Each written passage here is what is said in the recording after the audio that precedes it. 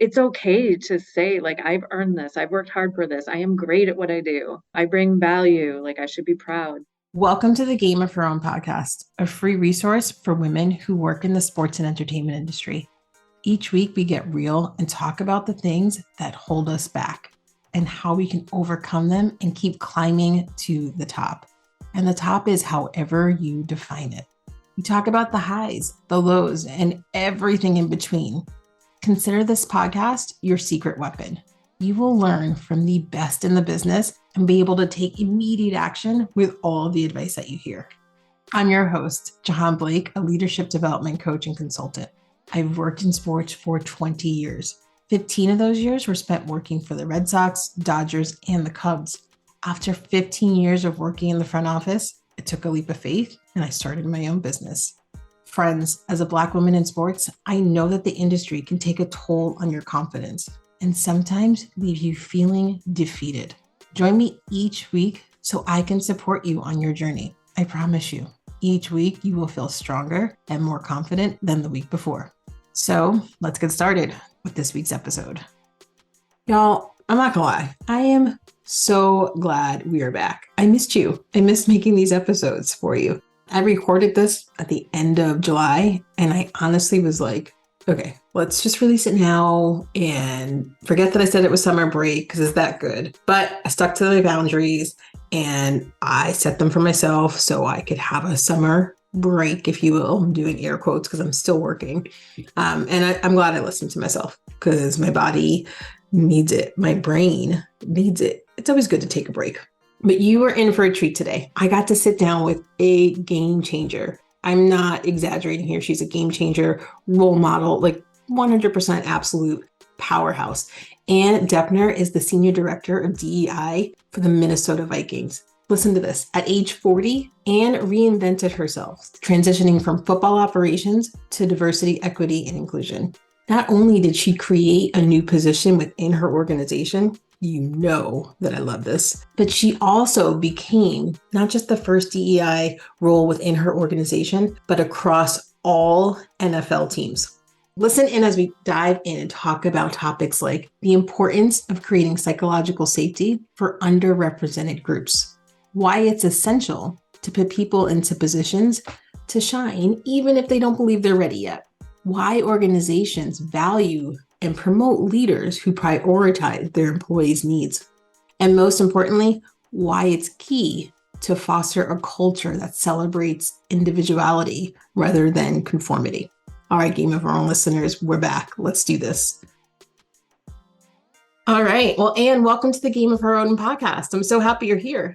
Thanks for having me, Jahaan. I'm excited to chat with you. Before we jump into your career, because I know you have been with the Vikings for 17 years and you held like two distinctly different positions. So I can't wait to jump into all that. But before we get there, tell us when you first fell in love with sports. Oh, for me, as a kid growing up in Minnesota, I have to point to and I'm dating myself here, but that's okay.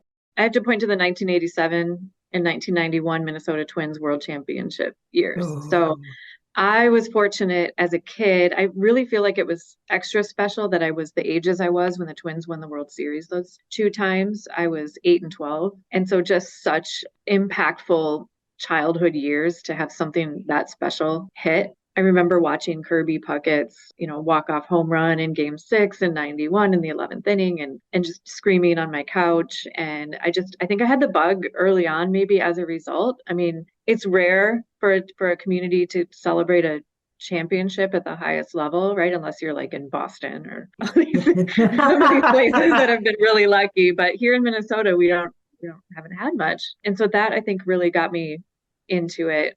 Going to sports games with my dad and brother was always my preferred activity of choice, whether it was a Twins game, Vikings game, a Minnesota Gopher game. And that was just the fabric of our family's culture. That's what we did to connect with each other. It revolved around who was playing, what's going on this weekend, who's our opponent. That's when we had like a lot of our family bonding. And did you always know you wanted to work in sports? When did that sort of come to be? No, I never even, and we'll get to this, but this is a lot of the work that I do now today, but I didn't realize the scope of jobs available in the sports industry. So I never thought about doing it. I really didn't know what I wanted to do. which I support for anyone at any age. I mean, I pivoted my career at age 40 as well. So we should always be reinventing ourselves. But in college, I declared my major as French, mainly because one, I didn't know what I wanted to do. And two, I had this amazing French professor. It was this woman who was born in Italy, moved to Germany to be an au pair, met her husband there. She spoke like 6 languages fluently. She was just this amazing worldly person with this wealth of knowledge that I just wanted to be around. I was like, I just want to learn from this person. So I declared French as my major, came out of school still not knowing what I wanted to do, got a job working for a French student travel company where I worked for 3 years. We coordinated trips back and forth to between France and the US for high schoolers. After that, took that kind of travel and logistics experience into a job working for the PGA Tour. So I coordinated staffing, travel, scouted hotels, on the ground logistics, things like that. Loved it. That's where I think I started to realize like I could make sports my career. However, that job was a ton of travel. I was on the road 6 months out of 12, which is great, I think, for a short amount of time. It taught me hard work. It taught me sacrifice. It taught me problem solving, lots of fire drills every day. But I wanted to be home, but I wanted to work in sports. And so that's how I found my way to the Vikings in 2006. Why don't you tell everybody what you do now and who you do it for? Sure. So right now I am the Senior Director of Diversity, Equity, and Inclusion for the Minnesota Vikings. And you've been in this spot for how long? It'll be 4 years in September. So September of 2019, I transitioned into this role. Reinventing yourself at the age of 40 can sound scary to some people. Tell us, were you always thinking, because you were in football operations prior to, correct? Yes, for 13 years. So did you always think this is where I'm going to be? Like I'm making my name for myself in football operations, which isn't easy to do, period. And then you're a woman in football operations. So were you thinking this is the path for me the entire time? Yeah, I think I had a number of evolutions over my 13 years in football ops. I went from the like, whoa, I can't believe I'm here, happy to be here mentality, which I carried for a long time. And then it started to become, I started to get promoted and put in higher level roles where I found myself sticking out even more because now I was in higher level meetings, roster evaluation meetings, free agency planning. And every single time I was the only woman in the room. And that didn't bother me, but I started to kind of see how it was making me stick out, or I was drawing interest in some ways, right? Positive and negatively in different ways. But then I started getting people asking me, like, okay, so where are you going from here? Like, do you want to be a general manager someday? And I was always like, what? No. What? No, there's no way. I think a lot of that, because it was like an instant no every time. And I do think a lot of it was because there hadn't ever been one. There still hasn't been one in the NFL. I think we're getting really close. And so my first immediate response was like, that's absurd. There's no way I could. And then I started to think about it a little bit more as I grew older. With age comes confidence and wisdom, the gift of aging. And I started to think, well, maybe why couldn't I be? I've followed a path. I've learned the game. I bring value to the team. I'm a critical thinker, all of these things. In 2016, I think was kind of my biggest turning point. So I was promoted that year to the level of director of football administration. So at that point, I was managing the salary cap day to day. That was all under my purview, fully, managing compliance with the collective bargaining agreement for our team, and then started negotiating some contracts myself as well. That same year, Sam Rappaport was hired at the NFL league office with the goal of helping to bring more women into football ops roles specifically. So the NFL started to say, why don't we have any women in coaching? Why are there almost none in scouting, salary cap management, equipment rooms, all of these things? So they hired Sam to lead those efforts. I reached out to her because I was profoundly grateful to hear that she was there. And I said, how can I help you? I'm at a club. Maybe there's learnings I can give you to help drive your work. And from there, my passion for inclusion work kind of took off. So I started to partner with Sam. We worked together on some things. I helped support some of her initiatives, some mentorship things, spoke at one of her careers forums for women trying to break in. And then I started to also at the same time kind of concurrently realize that the environment that I was working in wasn't for me or others like me. And also I know we're on a podcast. I mean, I'm a white woman. And so women of color face even more barriers and obstacles to rising to success. And you think about just anyone who's not represented as the norm of what has been success in the NFL in the past. Any underrepresented groups, there's historically been an environment created that is like, this is the environment you fit in. And I just firmly believe that we should be flipping that on its head and saying, what do you bring? How can you make us better? We're going to conform our environment to you and everyone else on our team to make sure that we're bringing all of that up to the surface as we make decisions and empower our staff. So in 2018 or so, I went to Kevin Warren, who was our chief operating officer at the time. He, in 2019, went to the Big Ten conference, and now he's back in the NFL as the president of Chicago Bears. Obviously a mover and a shaker and a visionary in the industry. So much respect for Kevin. And I just introduced the concept to him, and I said, what if we had a focus, someone inside our building focused on DEI as their job? And at the time, this was 2018, no NFL team had anyone in that role. A handful of NBA teams did, but nobody in the NFL had devoted a headcount or a staffer to lead DEI efforts. And so over a series of conversations and time, that became approved, and I moved into this role, like I said, in September of 2019. So as the first DEI head for any NFL team at the time. Wow. I have so many questions. Like, I'm not even sure where to start. Like, I loved that story. And like, for some reason, it's probably, I don't know if the listeners thought it was going to be obvious how you got there, but when you said Sam Rappaport and how you got to where you are now, like that connection, I was like, oh, like a light bulb went off. Like, I didn't even see that coming. Like, that's how you you found your new or evolved. Yeah. Seeing her there and then knowing the NFL valued it. And then that gave me a path to become involved in something that I, personally could speak to and could help with. That was the biggest thing. I wanted to help women coming in and give them the help or the support that I didn't have. Yeah. I would say to younger women coming up in the industry that I want them to grow faster than I did that is my main objective, because there was so much happening around me that I didn't really see or I didn't really recognize as, oh, I'm being excluded or I'm being treated differently. Yes. And you have to recognize, you have to know it's happening. Yes. Yeah. And you have don't to have know. someone telling you it's not you, nothing to do with you. That's so important. Thinking back, right? So I've been in sports for 20 years. And now when I look back, I'm like, oh my gosh, it wasn't me. I'm not saying I was perfect. I'm not saying I didn't have to grow in my career, right? But there's a lot of things that happened and I thought it was me. And I carried that with me through my career, which, like you, I don't want other women to go through that. I want to help you grow and develop into a leader, but I also want to help take those things, that weight off your shoulders that you carry around for, like, you don't let it go. You take it from role to role or job to job, and it's really heavy and it really impacts your confidence. It does. And then we lose out on so much innovation, creativity that we would otherwise be getting from these amazing people who are they're taking the environmental messaging and then compounding it by their own internal messaging. That's exactly right. And then not having anyone to talk to about it. Yep. And thinking, right, you said in the beginning, you said when you first started in football ops, it was you were grateful. You had the grateful to be here mentality. And so when you have that mentality, and not to put words in your mouth, but you don't want to rock the boat, right? You don't want to talk about those things that feel like you're kind of holding things in that are just you. Let me say it differently. You feel like, when things are happening, well, it's my fault. And you keep it to yourself. Yeah. And when you also look different than everyone else or have a different background, right? I mean, I ended up in a role overseeing the salary cap. I don't have a law degree. Most of my counterparts around the league have that pedigree.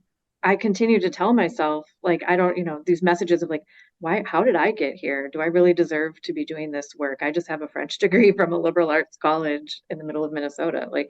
And that really doesn't matter. And then what I've also learned over the course of years of talking to other women trying to break in is actually it's more powerful if you don't have that necessarily, because you've had to create your own path or break through perceptions to get where you are, because you don't necessarily come in with that resume, so to speak, where people instantly just believe that you belong. So what you're saying is it's better that you don't have it, right? Because you have to work harder? Or no, that's not right. That's not what you're saying. I think what Is it it? tells me about someone who has a non-traditional background is that they've had to work harder to be accepted.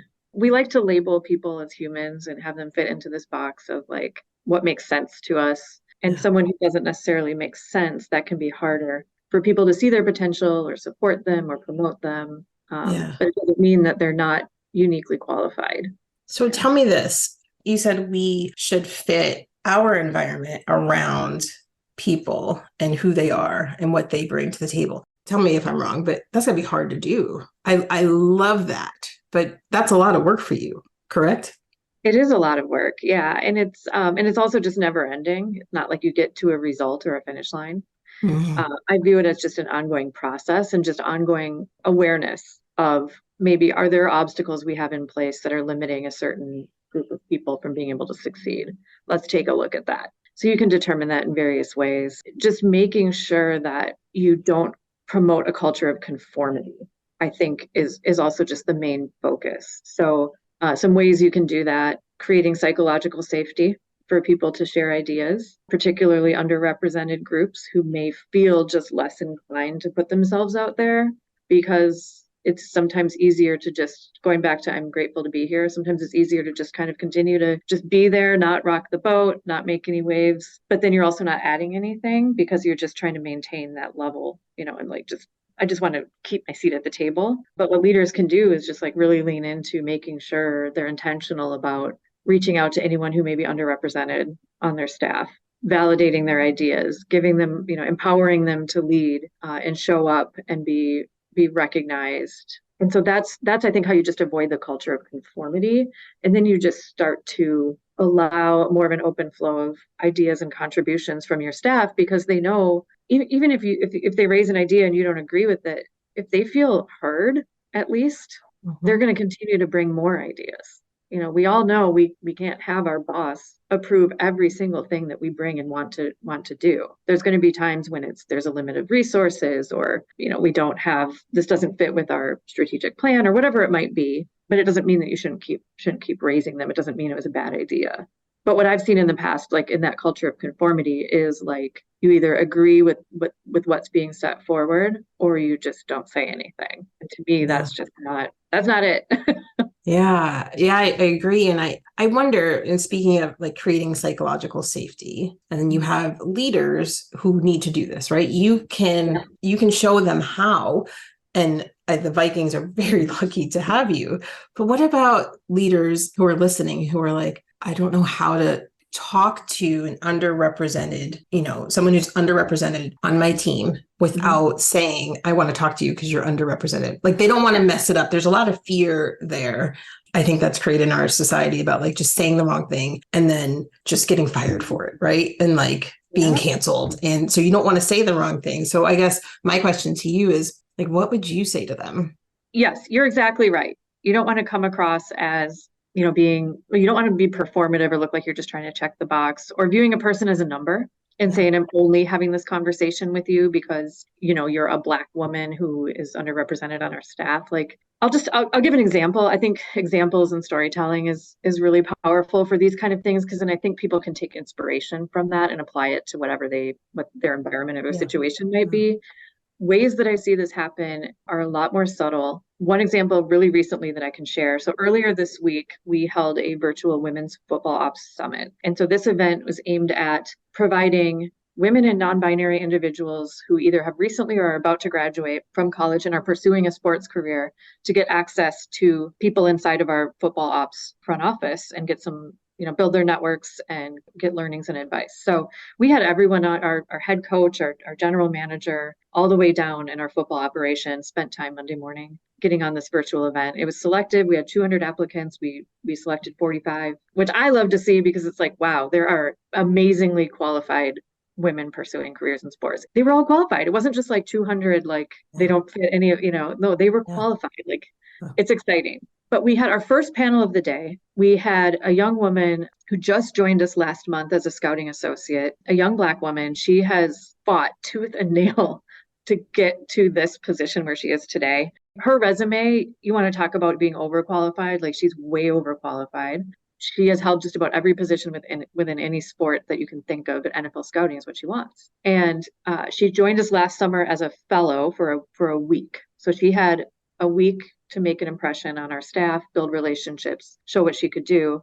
And then when this year-long position opened up, we hired her for it. And so she's just new, just joined the organization. And one of the questions to her was, how did you get from that week-long position to coming back a year later for a year-long position? And she pointed to things like, well, I remembered everyone's birthdays and I texted them and, just tried to kind of stay in touch, which is super smart, by the way. She was just very intentional. But she went through that whole thing. And then as soon as she was done talking, our assistant director of personnel interrupted and he said, just wait a minute here. He's like, yeah, she did all those things, but she's also insanely intelligent. When she was here last summer, her ideas, her contributions, we knew we needed to have her back. Like, she killed it. She does amazing work. And that to me was like how you do this. He didn't let her get away with just saying, some surface level about why she belonged or why she got the job. He wanted to double down and say, like, no, we chose her because of her qualifications, her credentials, her mind, and what she can bring to us to make us better. And that's a great way to create psychological safety, because now going forward, she's going to know, like, he has her back. He believes in her. And he said that in front of an audience too. That's key as well. You don't just say that, but it's like, what are you saying about someone when they're not there or when other people are watching? I think is even more key. So I think your actions just have to speak for you. It's not about like sitting down and saying, how can I, what can I just do it. And just understand that those words that he had, that it may feel like a small thing for him, but the impact for her now is exponential. Because now people witness that inside of our organization, outside of our organization. Now people know her. People are impressed with her. It's amazing what a leader can do with like a small action to just put someone on the stage where they belong. So yeah. I had like tears in my eyes watching. It was beautiful. Yeah. And I can only imagine the power of feeling seen, like regardless of whatever level you're in, just having that somebody to really truly see you and in a way advocate for you. And I always talk about validation and how it's tricky, right? Because you don't want your confidence to come from others. But when you put in the hard work and you're confident in your work, and then somebody sees you and announces it, sees you publicly, right? And everyone else sees you too. Gosh, there's so much power, for lack of a better word, behind that. Yeah. I mean, she just joined us like a month ago. And so it being early on, she's got momentum now. Some of the toughest conversations we have are the ones that we have with ourselves. We can convince ourselves to believe stories that we don't even know are true. What's crazy is we allow that story to take a toll on our confidence. Have you been there before? I know that I have. We get in our heads. We beat ourselves up. Here's some tough love. Nobody's got time for that. We are high achieving women who have big career goals. We don't have time to get in our own way. And I am here to support you with my new one-on-one coaching program, Step Into Your Power and Own Your Career. My clients have told me that when we work together, I've helped them get out of their own way, regain their confidence, learn how to manage their emotion and mindset. They've told me that they've been able to get their voice back and use it with confidence. The most important thing, they've told me that we've identified the obstacle that was getting in their way. If you want to learn more about this program, scroll down in the show notes, click on the link that says Step Into Your Power and Own Your Career. You can set up time to chat with me and we can figure out if this is the right program for what you need. All right, let's get back to the episode. You know what's funny, and I guess it's not funny. I'm saying it's funny because this is something I would do. And so I poke fun at my anxiety because that's how I deal with it. When I felt seen, I'd feel super confident for like 24 hours. And then I'd be like, oh shit, how do I live up to this? I tell my soccer coaches growing up, I was like, please don't tell me I am doing well. Tell me what I'm doing wrong. I know that I'm a good player. So just tell me what I need to like fix. But if you announce in front of everybody, like, do more of this like Jahaan's doing. Or like I feel a weird, like then I didn't know what that was, but I was just like, please don't do that. Now I know what it is. And I'm like, oh, that I felt pressure from praise, which is such a strange thing. So I guess I don't, obviously she's not on this podcast, but we can't ask her, but that caused self-doubt for me sometimes. And so, because then I'm like, I have to live up to this. So I guess my question is, have you ever felt that way or had, employees that felt that way? And like, how do you navigate that? Yeah. And I think about this a lot. Is this uniquely female? I mean, I don't know. I don't know. You know what's really interesting about that is this is just my survey of one, but I feel like females talk about it now more often. And I don't think that males do. Like I remember watching the show, this is talking about dating yourself, Everybody Loves Raymond or something, and he got a promotion and he was so mad about the promotion because of all the pressure that came with it. And I was like, I can't believe I'm saying this, but I totally understand him right now. And he's talking to but he's just talking to his wife, right? He wasn't talking to his boss or his colleagues. He was like, I'm not excited about this promotion. I'm so mad. Do you know how much pressure comes with all of that? I liked where I was before. And like, he like hung up the phone and he was just so mad about the promotion. But I feel like, again, survey one, a lot of men don't talk about it. Yeah. Oh, that's for sure true. And that's something that we see. Fortunately, in sports, we're starting to get more of a focus on mental health. And I'm talking about men's sports because I work in one, but we're starting to see more players become more open and bringing mental health conversations to the surface, which is only going to help future generations of boys and right to be more open. But to your point, I mean, yeah, that's for sure true. I have felt that myself too, or I question the praise sometimes too. Yes. Yes, Or that's exactly right. I'll be like, oh, they were just being nice. Or I find myself having to like qualify it or excuse it, or it's really hard to just sit in it. Yeah. It's really hard. It's uncomfortable. Like you feel like you shouldn't be bragging on yourself or proud of yourself. But at the same time, like I want it so much. Like it's so easy for you to see it in someone else. Yeah, that's exactly Like right. I see it in her too. And so I firmly believe what her boss was sharing because I know it to be true. I see it in so many people I work with. I see it in my kids, right? Like, but it's so hard to feel it for yourself. But then what's the point of all of this if we don't sit and like celebrate ourselves and be proud of ourselves? But it's just so uncomfortable. Yes, yeah, that's it. It's there's that you're uncomfortable. I guess everyone's different, but it is uncomfortable sometimes. Now, again, you said with age comes wisdom and more confidence. Now, when people say things, I'm like, yeah, I'm glad you saw that. Like I accept it and I like move on. Like, okay, they saw what I was feeling, so we're on the same page. Like that's a great feeling, and I accept it. Versus just before, I would I don't know, just brush it off. Like you said, So qualify it.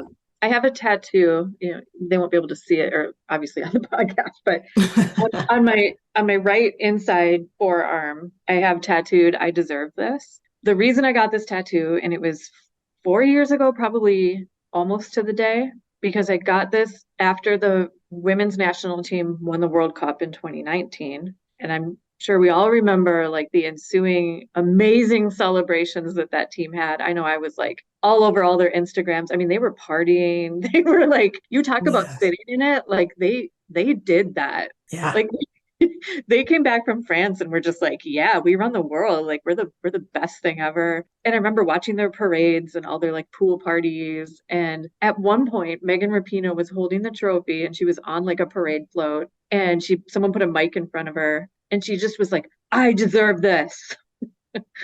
And I was like, I loved it so much. I was like, you just never see that like unabashed owning of what she deserved. She does deserve that. They all Yeah. deserve that. They kicked ass. And so I loved it so much. I tattooed it on my arm like right after. Yeah. Because I think it's a good reminder of like it's okay to say like I've earned this. I've worked hard for this. I am great at what I do. I bring value. Like I should be proud. So I have that there. I don't probably look at it as much as I should, but I just remember being so moved by how intensely they were celebrating themselves and their achievements. Yeah, and I love that story. I love that you were so inspired that you got it tattooed on your arm. And I know that your superpower is helping people believe in themselves. And where you sit in your organization, I feel like this is really like a loaded question, but how do you help? I mean, you're just not focused on women, so I can't say how do you help women, but how do you help your staff like truly believe in themselves and let go of imposter syndrome, or manage it is probably a better thing to say. Yeah, right. Manage it, right? We all will have it to some degree, unless you're like a full-fledged narcissist or something. But I try to put people in positions to put themselves out there before they think they can do it, because I know they can do it. So the only way you get better at something is by just doing it. Just rip the Band-Aid off. So I think a lot about like public speaking, presenting. I have a year-long associate that supports me each year, June through May. So my current associate, she just started, a couple of months ago, and I had her present at an all-staff meeting this week. It was a recap of our women's summit, actually. I was asked to present on it at the all-staff, and I said, no, Imani, why don't you do this? You worked on this with me. I don't need to be standing up there to present on this. You present on it. You get in front of the group. And she's 21 years old, speaking to our full staff shortly after starting. Like, I just try to put them in those positions, because then she might, and she's extra special. She like probably wasn't nervous, but a lot of people might be. But I think if you hear someone else say, I want you to do this, or I'm going to have you do this because I think you can and should, it helps them grow faster. Because it's easy to say no, right? Or just like kind of avoid those type of growth situations. If you can do that yourself, you can kind of slide around them all the time and just kind of shrink back. Anytime I have an opportunity to have someone else, I stay back, and then I'm like, how can I put you out front? How can I have you get in front of this audience or pursuing whatever it is that we're working on? Because I want you to be the face. I want you to be the one taking the lead on this, even if you feel like you don't know what you're doing. Because I'll be back here if something happens, or if you have questions, like I'm here, but I want you to go out and do it. I think I spent too much time, hiding or avoiding those kind of things, and then it limited my growth. I love that approach. And sometimes leaders get nervous about lifting up their employees because, let's be honest, it's competitive out there. And, the higher up you go, the less positions there are. And so sometimes people get nervous about, like, I don't know, lifting up their, team members, like you just like described. How, like, what would you say to them? So leaders who are listening, who are like, yeah, that sounds great for you, but for me, there's only one spot at the top of sponsorship, and that's the spot I want. And I need to capitalize on every opportunity to be in front of, the organization. To have that face time. I mean, I think we all just have our own different styles too, right? So like I'm personally just very comfortable with stepping back, and I think it's just the nature of my role too. We always talk about across teams in the NFL that DEI is like the one area where we just don't compete, we collaborate. We support each other. The women who participated in our summit on Monday, I'm sharing their resumes with other teams. Like, why not? However we can help. So I think that's part of it, is just like my nature, my style, the kind of the focus of what I do is sort of rooted in that. But I also think that we are evolving to a place where leadership is looking different, and companies that get it are going to want to hire and empower leaders who are selfless and who develop their staff. That may sound a little Pollyanna, and I'm sure not every organization is there, but the good ones are, or are getting there from a culture standpoint, because that trickles down, and then you get that trust that you're demonstrating back in spades in terms of production, loyalty, innovation. Then you're going to look better in the end as a leader, because you have a staff who feels empowered to do their jobs, doesn't feel micromanaged, doesn't feel like you're taking credit for their work by not allowing them to be the ones to present on it. So I just firmly believe that that's the direction. If you're an organization that is focused on culture, that you should be going in terms of who you select as your leaders. Yeah. And employee retention, we're talking about that all the time right now, right? It's a huge issue. I'm confident that if you surveyed employees, and if they had a leader who is more of like that servant leadership mentality, that may allow them to stay longer. Yeah. It's winning in all the things. Yeah. Yeah. And I love the leaders who I get to work with, who love putting their staff in positions to shine. And at the end of the day, because they recognize, like, one, that helps them grow. It helps with retention, like you said. Then also, it also helps you look good. So Well, like some people, it's easy to see your team. Somebody works for you as a competition or a threat, and it's natural. I get it. But as you help develop them and lift them up, if you take a step back, it makes you look good because you're leading a high performing team, right? And people, Absolutely. yeah, If people trust your team, if they know, Anne's team, I can go to anyone there. They're gonna deliver what I need. They're gonna be responsive. They're gonna be thoughtful. All these things like that makes you think positively about the yeah. leader responsible for that team. And yeah, but I think you're right though that it's not the norm or the majority right now. Yeah, exactly. Maybe And someday. yeah. And to those of you who feel that threat, like no shame towards you, like, right. Like if you feel that instant, like sometimes you can't control how you feel right away. You can take a step back and then react appropriately. But if you feel threatened by somebody on your team, it is a great time for you to take a minute and reflect as to why. Like, what is that? Why am I feeling that way? Instead of just reacting to it and having a knee jerk reaction and letting that become your identity. I know easier said than done, but it definitely, I always talk to my like coaching clients about just take a minute and sit with it and like really try to understand why. And you might not figure it out in one sitting, but it's worth examining as to why somebody feels like a threat to you. Yeah. Yeah. And then something to just practice. Mhm. Awareness, just being aware. And like you said earlier, none of us are perfect.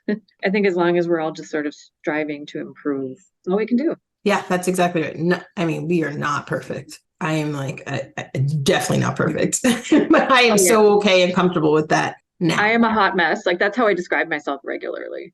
Like, Yeah. sorry, I'm a mess. And I think I'm a well-intentioned mess. I'm right there with you. Are you ready to shift Yeah. to rapid fire questions? Oh, sure. Yes. Okay, these are the fun ones. All right, 12 questions. First thing that comes to your mind. What I think we know this already, but what is your favorite sports moment? Well, I'm going to shift from baseball because now, as an adult, Minnesota Miracle when Stephon Diggs caught the pass to seal the game against the Saint in the 2017-18 season. I will never forget. That felt like the culmination of sports fandom for me, and specifically Minnesota sports fandom, because as we all say to each other, those moments never go our way, and that one Yeah. did. We're usually on the opposite end of that. Like we're Right, the right. ones getting our hearts ripped out of our chest at the last minute, but we did it to someone else. So for me, Diggsy, he's always going to have a special place in my heart for what he accomplished. I love it. What is something people always get wrong about you? That is a tough one. I think, I mean, I'll go to just like gender norms. I don't conform to a lot of the female gender norms. I don't cook, I don't garden, I don't whatever. I'm not in any of like my kids like PTA, like whatever. I'm not doing any of those things. So often I find myself, it's hard for me to fit into female circles sometimes, in female mom circles, I will say specifically. They're always just sort of surprised about how much I know about sports. We can have a whole podcast about that. Oh my gosh, it's like get over it. Yeah, we understand this. Exactly. It's okay that Yeah, you don't. yeah, That's you. yeah, I will not judge you, but yeah, don't judge me for knowing all this either. yeah, yeah. What is one food you wouldn't want to give up? Sushi. That's my treat whenever I want like a special meal or something like that. It's always sushi. Oh, that's a good treat. Like my treats like McDonald's or pizza, things that Yeah, like make me feel horrible after. yeah. No, it's true. Those are treats for me too. But this is like because like my kids won't eat sushi, so it's always like when I'm not, when I'm having me time or whatever, or me and my Yeah. husband. Yeah. Usually we offer sushi. Are you a morning or night person? Night. I cannot get up, and that's never changed. I mean, I'll be 44 next week, so this is who I am. I cannot get up in the morning. It's terrible. You accept that. Yep, yep. Favorite holiday? Favorite holiday is Thanksgiving.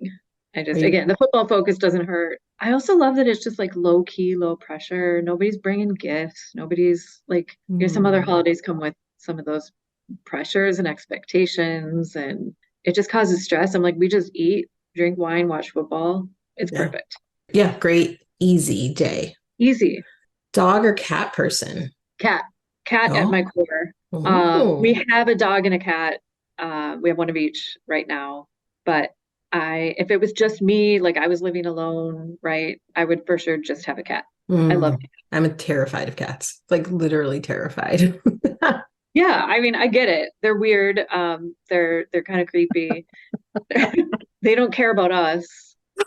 Yes, they That's kind of are. why I'm drawn. I'm like, she doesn't care. Like, I'm like asking her to come over. She just looks at me like, maybe in 10 minutes. Not right now. Yeah, you got to work for it. Yeah, it makes me giggle. They just move too fast. They move so quickly. And if Yeah. they don't like you, it's like it's over. Like you can't just when I Yep. see them on the street and my dogs bark, I'm like, y'all, I will leave you here. I cannot help you if a cat chases you. You're Like, on I'm your own. sorry. Yeah, I was like, stop Yeah. barking. Leave that But cat we alone. do have one of each, and they are like best friends. It's actually kind of cute. So Aw. they like sleep snuggled in, and like, so I kind of like having one of, like, it's kind of cute having Yeah. one of each. The cat's in Yeah. charge though. The dog outweighs her by like 50 pounds. Isn't it But funny how that happens? Like I have two dogs. They're 5 and 10 pounds. And then I have a 50-pound foster. And the foster like it's scary. listens to them and is afraid of them and is totally submissive. I'm like, what is happening? Like you could eat them. Literally, you could eat them. Yeah, the psychology is amazing. I don't know. Yeah, I don't get how it works.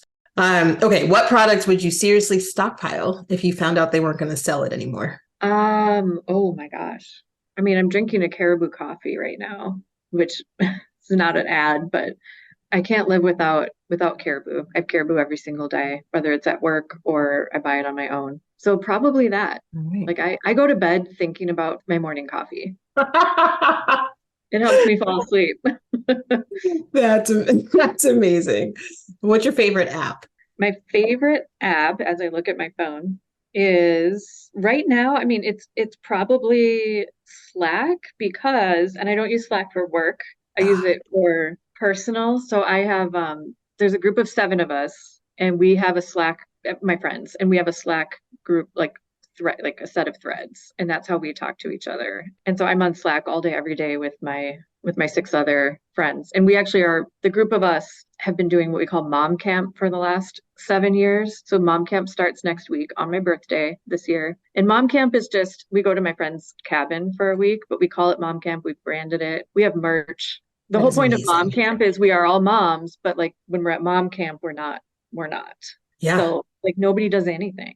We don't even get up hardly. Like we sit, we read, we we eat. And then we're all moms, so like everything's just getting done, without Yeah. anyone just getting done. Like everything's running well. Anyway, so my mom camp group, so Slack right now. Oh my God. Mom camps. I'm not even a mother, but that sounds amazing. So excited. All right. And happy early birthday. Okay. Twitter, TikTok, or Instagram? Twitter/X, whatever. Oh, right. I guess I have to change that now. Forgot But about that. no, Twitter, I'm a news junkie. Like I think like, well, I always have been. I was the editor of my college newspaper. Like I'm into information. I love information. And especially when I was in football ops, I lived on Twitter because that's when it actually helped me do my job to know Mm-hmm. like, oh, the Jets agreed with whoever. And so let's find out what that deal looks like so we know what it means for our wide receiver we're negotiating with or whatever. So like I always just wanted to have that up to date information. So Twitter for sure. And now I'm like, I've been toying with threads, but I can't really figure it out. Yes. I've started that and then I just kind of phased. It just, I forgot about it. then I Yeah. forgot. Yeah. Yeah. There's so many things. Who's your biggest inspiration in life? My biggest inspiration, probably my daughter. Oh, and how old is Um, she? she's 12. She's 12. She's amazing. She's just this like go-getter. She's got a spirit about her that I didn't have at that age. I think part of parenting is like help wanting your kids to sort of avoid the pains that you went through, right? However big or small. And so she's a totally different 12-year-old than I was. I was painfully shy, kind of just like a bookworm. And she's got this like big personality, like not afraid to put herself out there. I don't know. She's so creative. I just love her. And then we've recently become concert buddies. So the best part of having a tween is like now she's just kind of my friend too. So far together we have seen Lizzo, Billie Eilish, and then just this summer Taylor Swift and Beyonce. And Ooh. she's got the concert bug, and it's so fun. And so now we're trying to figure out what's next. We might come to Chicago to see SZA because she's not coming to Minneapolis. Ooh, fun. Yeah. So I just love everything. I just love her aura. I just like want to be around her all the time. Yeah. All right. Have you been to Chicago before? Yes, several times. Oh, okay. We even took the kids in the summer of 2019, so she's been there too. Oh, nice. You guys will Yeah, have so love much it. fun. Oh, Yeah, it's a great city. So it is. And I was gonna say, don't come in the winter, but whatever. You're from Minnesota, so you get it. yeah, we'd be fine either way, but this is October, so. Oh, yeah, that's a perfect time to come. Okay, last two questions. As a child, what did you want to become when you grew up? Okay, this is hilarious because the first thing I wanted to become was a cheerleader. Yeah. I remember, again, dating myself, but we had like that Encyclopedia Britannica in our living room, with Yes. the volumes by letter. And Yep. I had that C book out all the time to the cheerleader page, and I had like one paragraph and a picture, cheerleader. And I And would you're just like, like this is read it. it and reread it. And I was just like obsessed. And I mean, it's just so funny because like I never ended up becoming anything close to that. Like I have no athletic ability. Again, back to like the female norms. Like I'm not really, I don't fit that sort of, but all the respect for like our dance team and our cheerleaders are amazing. Right, right, But right. it kind of ended it after the age of probably 6 or 7. But I was obsessed for a good couple years there. I love that. I love that the encyclopedia. Yep, had those in my room too. Like I just Uh-huh. remember having those. And That was our only source of information. It's wild. yes, exactly. Yeah, we can go on and on about just like, what your 12-year-old is, going through and when she consumes information or needs information and what we had to how we got our information. It's And crazy. And now I get my yeah, information from her because she usually knows stuff before I do. yeah, that tracks. That tracks. Yep. Yep. All right, finish this sentence. The future of women working in sports is. Limitless. Yes, I love that. And this conversation has been so much fun. Loved every second of it. If someone wants to get in touch with you, how can they go about doing that? Back to Twitter/X. I'm just my name. So at Ann Doepner, ANNEDOEPNER. Find me on LinkedIn. My Instagram handle is also just my first and last name. Would love to connect and see how I can support anyone. Thanks for having me. Fantastic. This is really fun. Yeah, of course. And thank you for donating your time. We all appreciate it. So what did you think of this episode? Do you know another woman who works or is aspiring to work in sports? Would you do me a favor and share this with them? It would mean so much if together we could support and inspire other women on their journey. And let's stay connected. I love meeting and talking to new people. Follow me on Instagram at Jahaan Blake and join the free Game of Her Own community by visiting jahaanblake.com. I can't wait to meet you.